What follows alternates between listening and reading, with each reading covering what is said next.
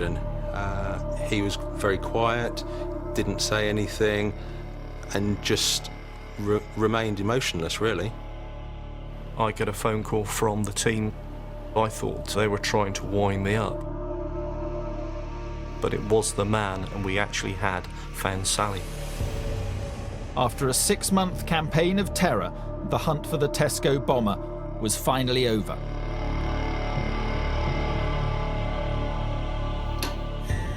We interviewed Mr. Dyer for a number of days and gave him the opportunity to give his account. What I can't understand at the moment is you can't remember sitting at the computer drafting this letter. I don't understand it either, but that is the case. He made no direct admissions when questions were put to him about his commission of the offence. You might not understand why you did it, but I think you remember doing it. No. I don't understand either. But while Dyer refused to admit his guilt, the police discovered more damning evidence against him. I was involved in the search of Dyer's home address. In the kitchen of the premises, I took apart the gas boiler and stuffed in the works of the boiler. I found a folded up piece of paper,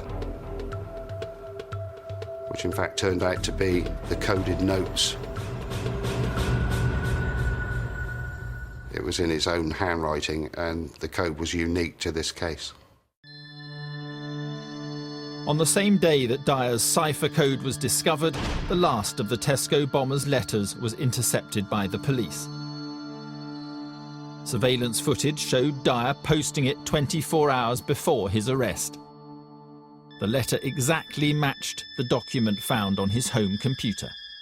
He carried out everything that he did from home. He had a shed which he'd set up to allow him to make the devices. He was an individual working on his own, in desperate need of money and believing that Tesco's were the answer to all his problems. As Dyer's interrogation continued, it emerged that he had read up on the extortion cases the police had previously identified. Dyer, on one occasion, had sat in a doctor's surgery.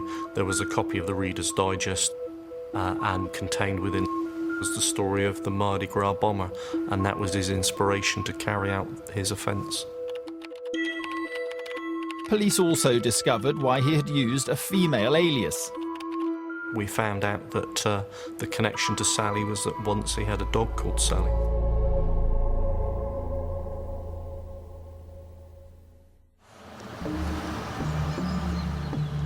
On the 4th of May 2001, Robert Edward Dyer appeared at Dorchester Crown Court. He pleaded guilty to 9 counts of blackmail and 1 of common assault for sending the letter bomb. He was jailed for 16 years, later reduced to 12 on appeal. Bournemouth could breathe easily again.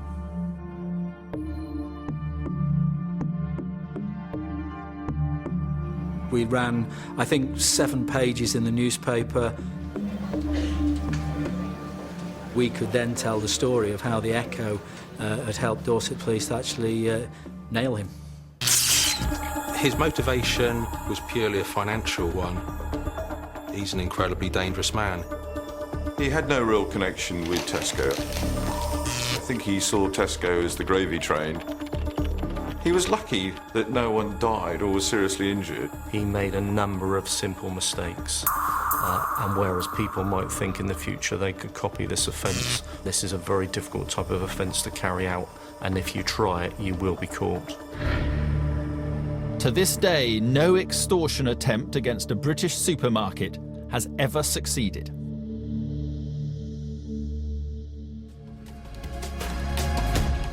Laura loses her job next, and Rich hears the voice of his deceased brother. Our fantasy adventure drama, Surface, is coming up.